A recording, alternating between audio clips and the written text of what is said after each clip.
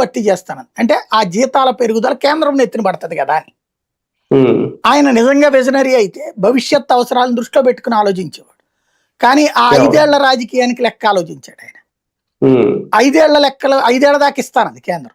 కాబట్టి 5 ఏళ్ళు కేంద్రం కదా తర్వాత చూసుకుందాం అనుకున్నాడు. ఇచ్చాక ఒకసారి ఎవడన్నా వెనక్కి తగ్గించగలుగుతాడా, కట్ చేసుకోగలుగుతాడా?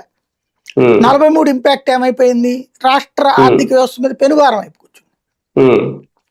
దాని తర్వాత మళ్ళీ జగన్ వచ్చి ఇంకొక 27. అవన్నీ లెక్క చూసుకున్నాక 43, 27, 50, 20, 70 వచ్చేసింది అక్కడ టోటల్ గా. అక్కడ ఒక 5 ఏళ్ళు, ఇక్కడ ఒక 2 ఏళ్ళు వేసుకోండి. 7 ఏళ్లలో 70% హైక్.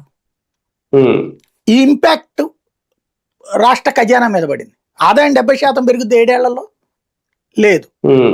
ఆ ఇంపాక్ట్ తో ఆ పిఆర్సీ కమిషన్ దీని ద్వారా వేసి దాని మీద సమీక్ష చేసి, పిఆర్సీ అంటే ఖచ్చితంగా అమలు చేయాలని లేదు, వాళ్ళ సిఫార్సు రూల్, అది కాన్స్టిట్యూషనల్ గా కూడా.